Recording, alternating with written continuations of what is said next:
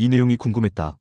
제41회 나는 부활이요 생명인이라는 말씀의 배경. 오늘은 나는 부활이요 생명인이라는 예수님의 말씀을 살펴보려고 합니다. 이때에도 중요한 것이 배경입니다. 어떤 배경 속에서 이 말씀이 등장하게 되었는지를 바르게 알아야 이 말씀의 의미를 바르게 이해할 수 있습니다. 그것을 위해 오늘은 먼저 믿음이라는 용어를 살펴보려고 합니다. 요한복음에는 사람들이 예수님을 믿게 되었다는 기록이 참으로 많이 등장합니다.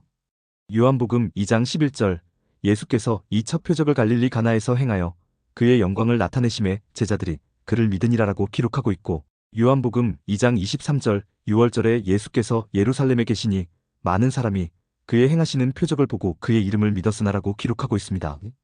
요한복음 4장 39절 여자의 말이 내가 행한 모든 것을 그가 내게 말하였다 증언하므로 그 동네 중에 많은 사마리아인이 예수를 믿는지라라고 기록하고 있고, 요한복음 4장 53절 그의 아버지가 예수께서 내 아들이 살아있다 말씀하신 그때인 줄 알고 자기와 그 온 집안이 다 믿으니라라고 기록하고 있고, 요한복음 6장 69절 우리가 주는 하나님의 거룩하신 자이신 줄 믿고 알았사옵나이다라고 기록하고 있습니다.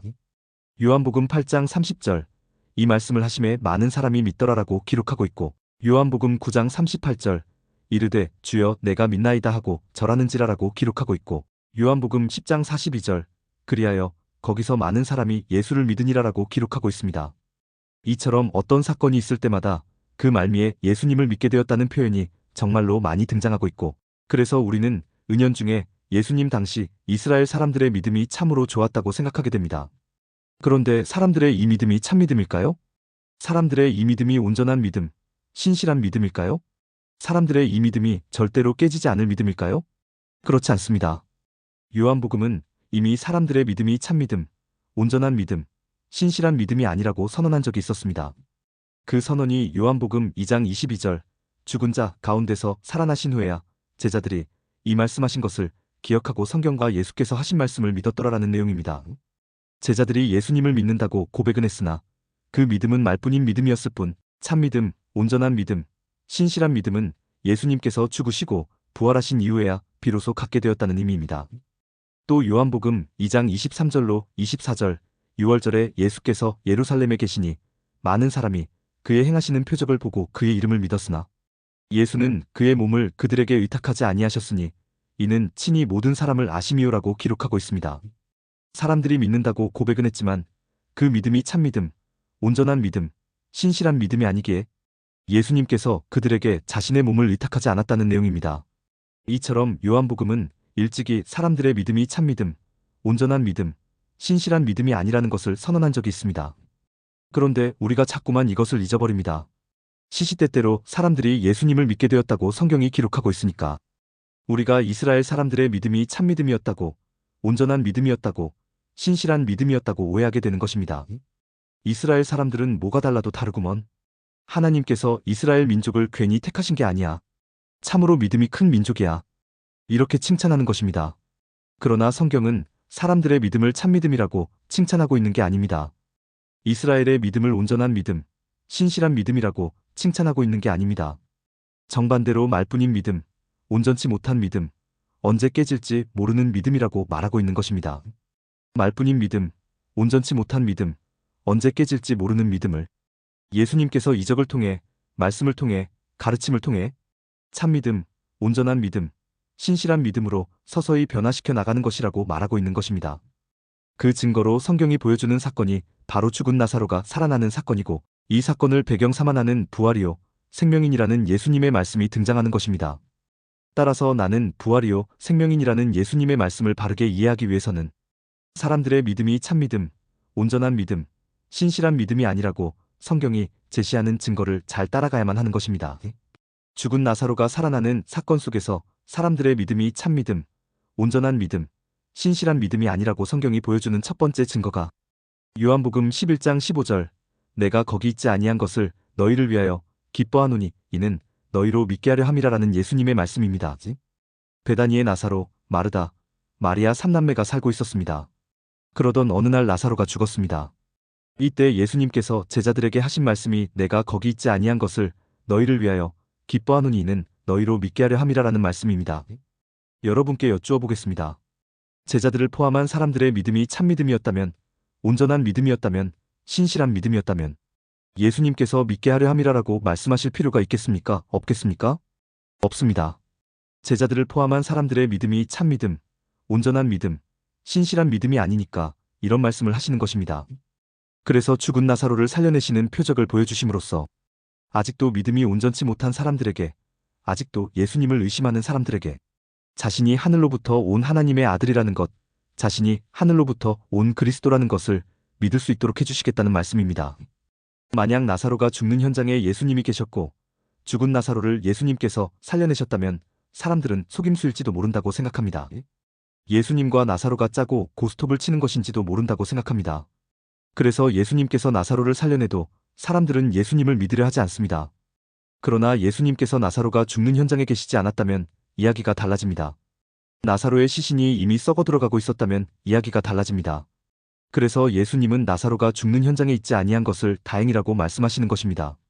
이렇게 제자들에게 말씀하신 후에 예수님은 사람들이 자신을 온전히 믿을 수 있도록 하기 위해서 사람들의 믿음을 참믿음, 신실한 믿음으로 만들어주기 위해서 제자들과 함께 죽은 나사로의 집을 방문합니다. 그때 예수님을 마중 나온 마르다의 첫말이 요한복음 11장 21절 주께서 여기 계셨더라면 내 오라버니가 죽지 아니하였겠나다라는 말입니다. 이 말이 무슨 의미입니까? 예수님께서 나사로와 함께 계셨더라면 나사로가 결코 죽도록 내버려 두지는 않으셨을 거라는 의미의 말입니다. 대부분의 사람은 마르다의 이 말을 듣고 예수님에 대한 마르다의 믿음이 참으로 강건한 믿음이었다고 생각합니다. 참으로 큰 믿음, 참으로 대단한 믿음이었다고 생각합니다.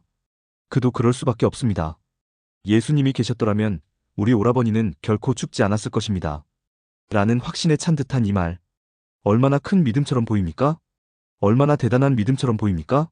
아무나 이런 말을 할 수 있는 게 아닙니다. 특히 우리가 이런 생각을 할 수밖에 없도록 성경이 기록되어 있습니다.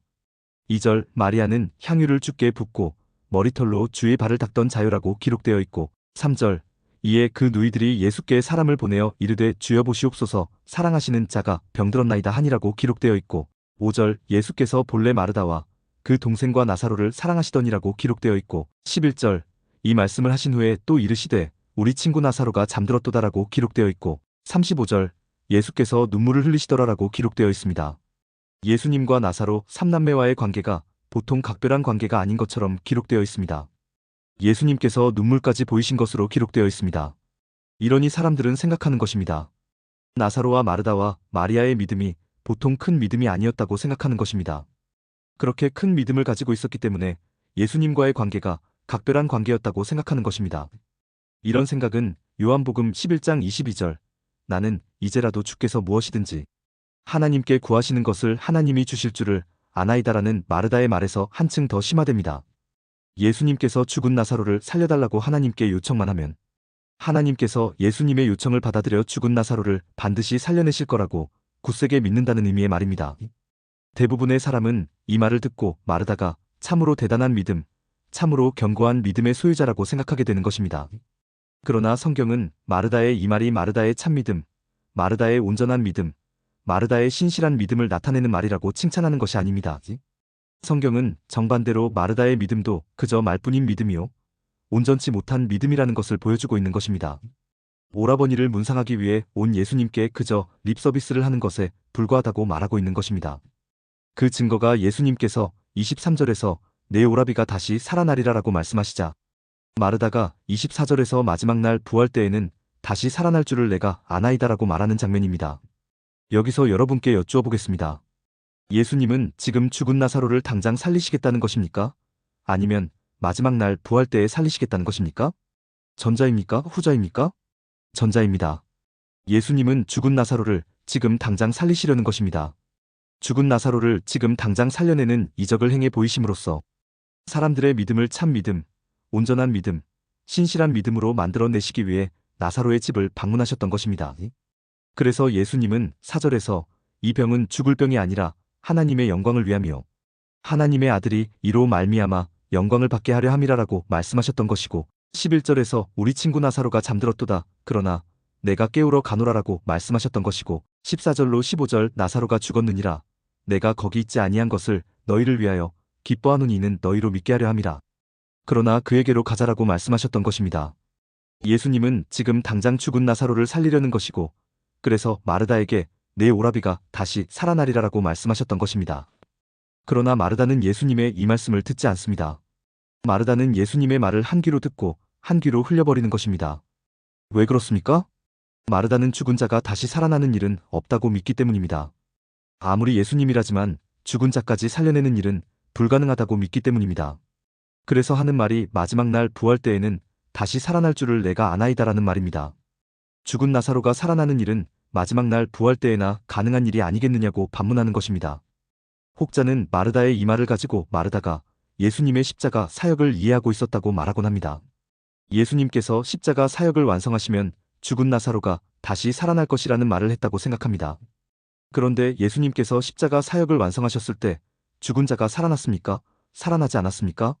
살아나지 않았습니다. 예수님께서 십자가 사역을 완성하시면 하나님에 대해 죽어있던 자가 하나님에 대해 살아있는 자로 부활하는 것이지 이미 죽은 몸이 살아나는 게 아닙니다. 즉 마르다는 예수님의 십자가 사역의 의미를 이해하고 이 말을 한 것이 아닙니다. 당시 이스라엘 사람들의 일반적인 생각을 그대로 말로 옮긴 것에 불과한 것입니다.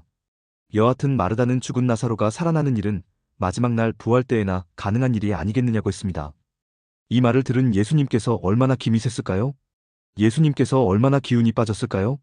예수님은 지금 당장 죽은 나사로를 살려내시겠다고 말씀하시는데 남도 아닌 동생인 마르다가 어떻게 그런 일이 있을 수 있느냐고 하니 아무리 예수님이라 하더라도 김이 샜을 것입니다. 남도 아닌 동생인 마르다가 그런 일은 마지막 날 부활 때에나 일어나는 일이 아니겠느냐고 반문을 하니 아무리 예수님이라 하더라도 당연히 기운이 빠질 수밖에 없을 것입니다. 만약 제가 당시 예수님 상황이라면 삐질 대로 삐져서 에라 모르겠다 하고 그냥 되돌아갔을지도 모릅니다. 그러나 예수님은 그렇게 하실 분이 아닙니다.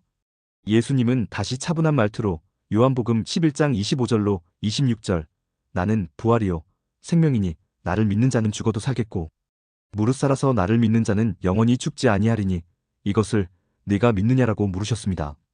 즉 예수님을 믿는다고 하면서도 믿지 못하는 마르다에게 예수님께서 자신이 하나님의 아들이심을 가르치기 위해서 자신이 그리스도라는 것을 가르치기 위해서 죽었던 나사로를 살리시는 사건을 배경으로 삼아 나는 부활이요 생명인이라는 말씀을 하셨던 것입니다. 다음 영상에서는 예수님께서 말씀하시는 부활의 의미와 생명의 의미를 자세히 살펴보도록 하겠습니다. 오늘 내용에 공감이 되었다면 구독과 좋아요, 알림 설정 부탁드립니다. 하나님의 말씀을 바르게 전하는 데 큰 도움이 될 것입니다. 평등하고 공정하며 정의롭고 행복한 세상을 이루는 데 큰 도움이 될 것입니다.